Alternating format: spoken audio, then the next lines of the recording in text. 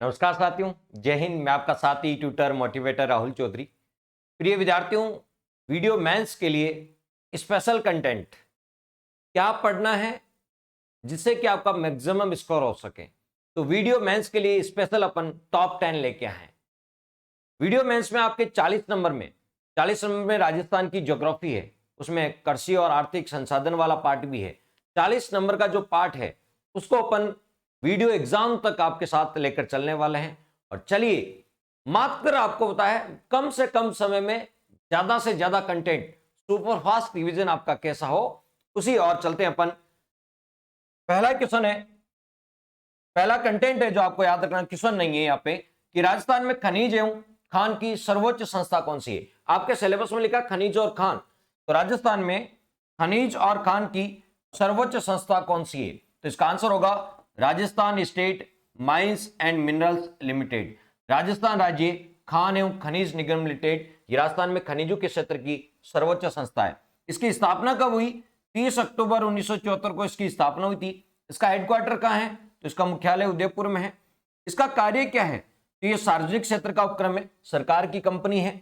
ये खनिजों का खनन करता है, ठीक है, उसका मार्केटिंग का काम करता है और खनिजों का वैज्ञानिक पद्धति से दोहन करने का काम यह संस्था करती है। राजस्थान राज्य खान एवं खनिज निगम RSMML और steel authority of India limited SAIL, steel authority of India limited, RSMML ने सेल के साथ मिलकर सिलिका और लाइमस्टोन का खनन कर रही है। यानी राजस्थान स्टेट माइंस और मिनरल्स लिमिटेड और steel authority of India limited, ये दोनों कंपनियां साथ मिलकर दो खनिजों का खनन कर रही है, सिलिका और लाइमस्टोन का। पूछ सकते हैं। RSMML की 4 यूनिट है। रॉक फास्फेट की जो यूनिट चलती है वो जामरकोटरा उदयपुर में चलती है। जिप्सम की यूनिट चलती है वो बीकानेर में चलती है। लिग्नाइट की यूनिट है वो जयपुर में चल रही है और लाइमस्टोन की जो यूनिट है वो जोधपुर में चल रही है। कहां चल रही है? जोधपुर में। तो RSMML की 4 यूनिटें चलती है। रॉक फास्फेट की यूनिट जामरकोटा उदयपुर में चल रही है, जिप्सम की यूनिट बीकानेर में चल रही है, लिग्नाइट की यूनिट जयपुर में और लाइमस्टोन की जोधपुर में चल रही है। तो ये आपको ध्यान होना चाहिए। एक और चीज बता देता हूं, आर्थिक समीक्षा भी इसमें ऐड है। नवीनतम आंकड़ों के साथ आपको कंटेंट करवाए जा रहे हैं जो आपके एग्जाम में आने की सबसे ज्यादा संभावना है। उन कंटेंट पे अपन चर्चा करेंगे जिनका आप पेपर में प्रत्यक्ष रूप से देखोगे कि सर आपने जो करवाया था वो डायरेक्ट एग्जाम में हमें देखने को मिला। तो आर्थिक समीक्षा 2021-22 के अनुसार राजस्थान में 82 प्रकार के खनिजों का भंडारण पाया जाता है। 81 मत कर देना, इस बार आर्थिक समीक्षा में 82 प्रकार के खनिजों का भंडारण पाया जाता है और उसमें से 57 प्रकार के खनिजों का उत्खनन होता है। 82 प्रकार के खनिजों का भंडारण है, 57 प्रकार के खनिजों का उत्खनन है, यह भी आपको ध्यान में रखना है। तो यह था आपका खान और खनिज से रिलेटेड पहला क्वेश्चन। दूसरा आपके सिलेबस में लिखा कृषि आधारित उद्योग, कृषि आधारित उद्योग, उसमें से एक क्वेश्चन आपका बना है कि भीलवाड़ा को वस्त्र निर्यातक नगर का दर्जा कब दिया गया था। तो भीलवाड़ा को वस्त्र निर्यातक नगर का दर्जा 2009 में दिया गया था। कब दिया गया? 2009 में।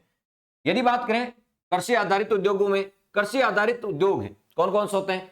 सूती वस्त्र उद्योग है, चीनी उद्योग है, ठीक है। तो ये सूती वस्त्र उद्योग और चीनी उद्योग कैसे?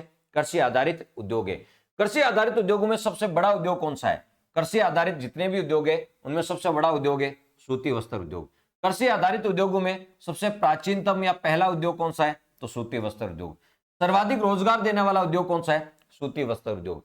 तो कृषि आधारित उद्योग आपके सिलेबस में लिखा है। कृषि आधारित उद्योगों में सबसे बड़ा उद्योग भी सूती वस्त्र है, सबसे पुराना भी सूती वस्त्र है, सबसे ज्यादा रोजगार देने वाला भी सूती वस्त्र है।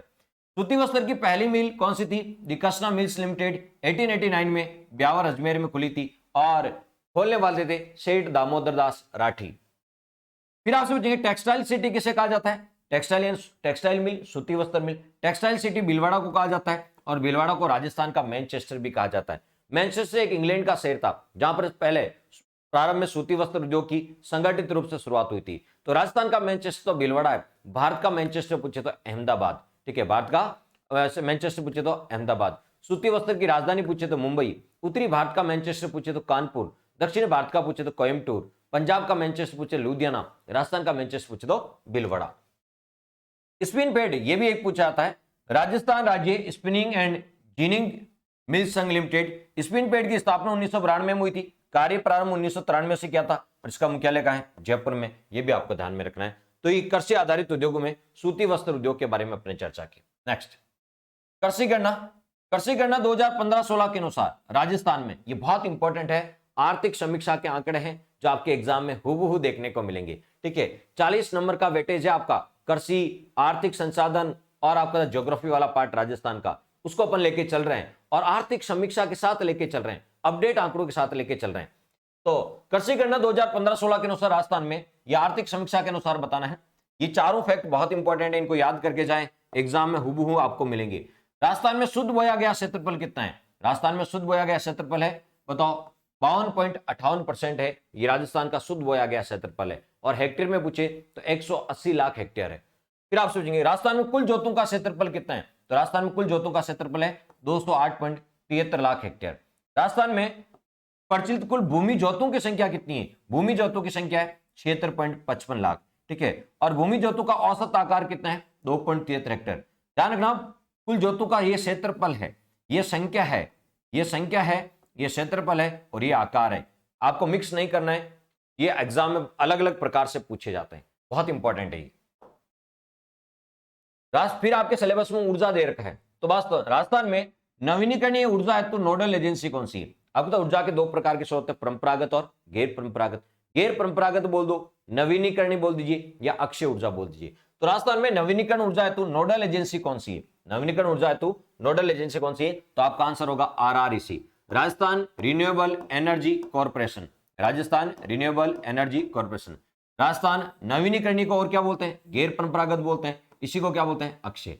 तो राजस्थान नवीनीकरणीय, इसी को गैर परंपरागत, इसी को अक्षय ऊर्जा निगम, और ये 9 अगस्त 2002 को इसकी शुरुआत हुई थी। ठीक है, तो राजस्थान में नवीनीकरण ऊर्जा के लिए नोडल एजेंसी, उसका नाम है राजस्थान नवीनीकरणीय ऊर्जा निगम। ठीक है, Rajasthan renewable energy corporation. Renewable energy को बोलते हैं नवीनीकरण ऊर्जा बोल दो, गैर परंपरागत बोल दो या अक्षय बोल दो, एक ही बात है। एक और फैक्ट, दिसंबर 2021 तक राजस्थान की अधिस्थापित ऊर्जा क्षमता कितनी है? मोस्ट इंपोर्टेंट आर्थिक समीक्षा का फैक्ट है।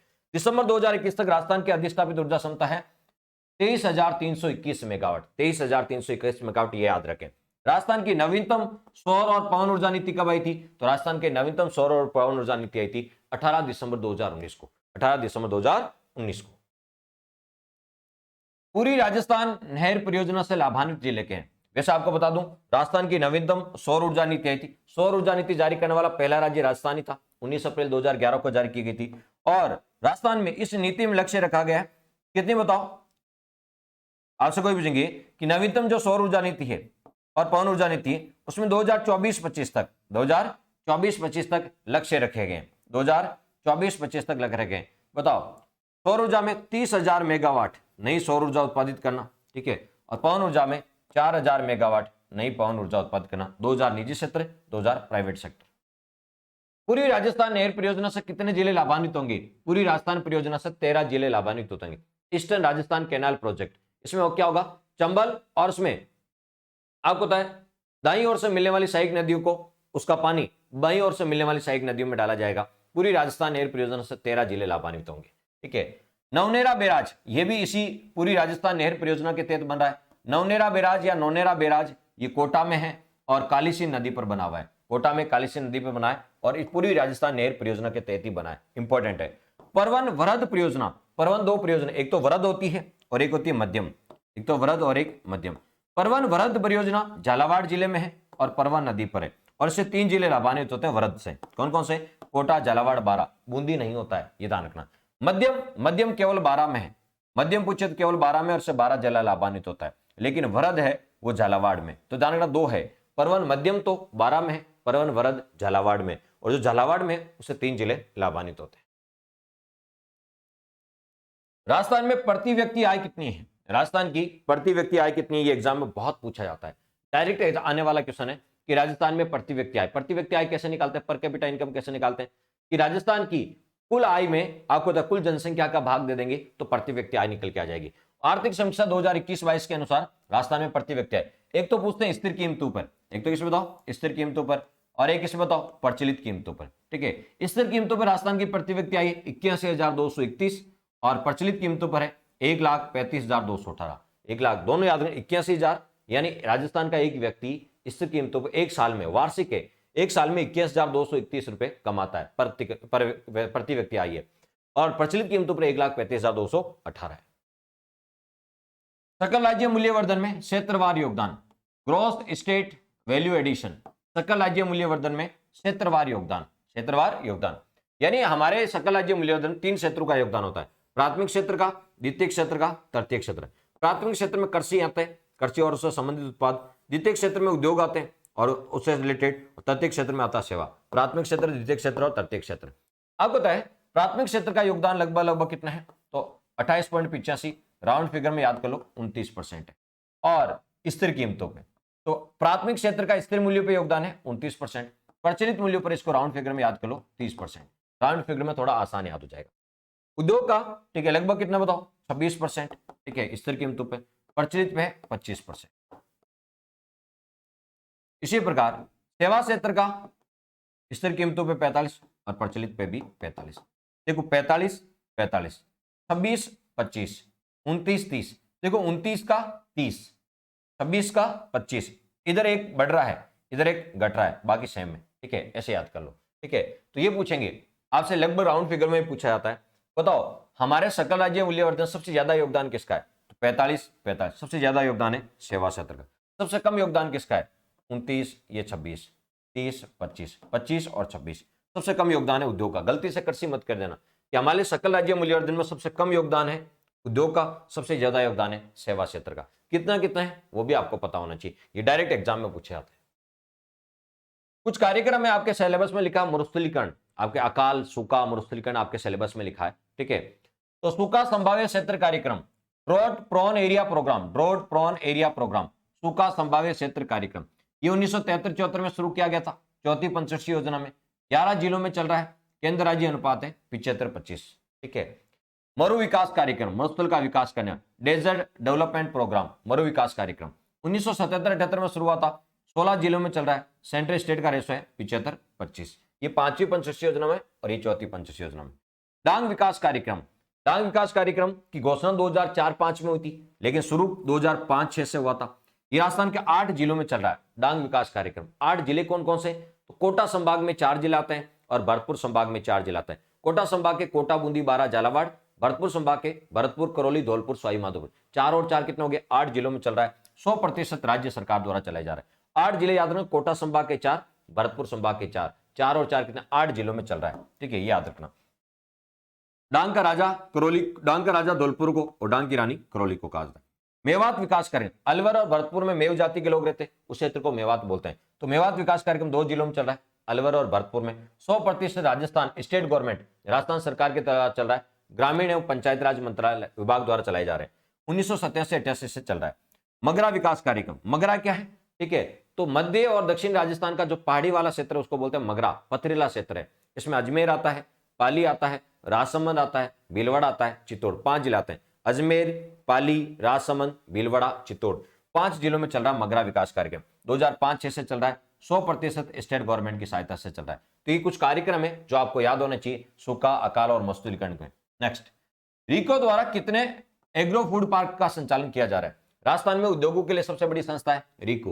राजस्थान में उद्योगों के लिए सबसे बड़ी संस्था कौन सी है, रीको है। रीको की स्थापना 1980 में हुई थी। रीको की स्थापना कब हुई थी, 1900। वैसे तो 1969 में लिखते हैं कुछ बुक में, ऐसा लिखा जाता है, क्योंकि लेकिन वहां रीको नहीं बनी थी, वहां Rajasthan state industrial and mines development Corp ये संस्था थी। उसी से अलग होकर 1980 में रीको बनी थी। राजस्थान में उद्योगों के लिए सबसे बड़ी संस्था है रीको।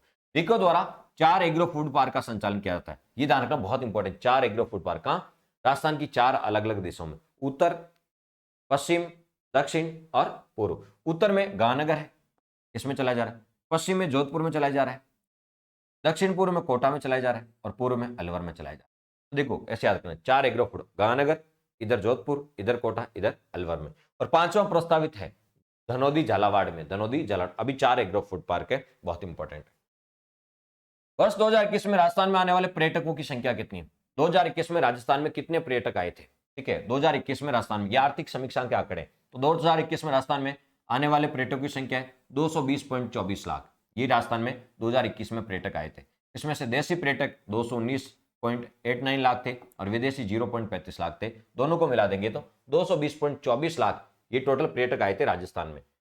ये इंपॉर्टेंट है। गेस्ट हाउस स्कीम कब शुरू की गई? तो 16 अप्रैल 2021 को गेस्ट हाउस स्कीम लॉन्च की गई। राजस्थान होम स्टे योजना कब शुरू की गई? तो ये 21 अक्टूबर 2021 को लॉन्च की गई। अंतर्राष्ट्रीय पर्यटन दिवस कब मनाया जाता है? तो 27 सितंबर को अंतर्राष्ट्रीय पर्यटन दिवस मनाया जाता है।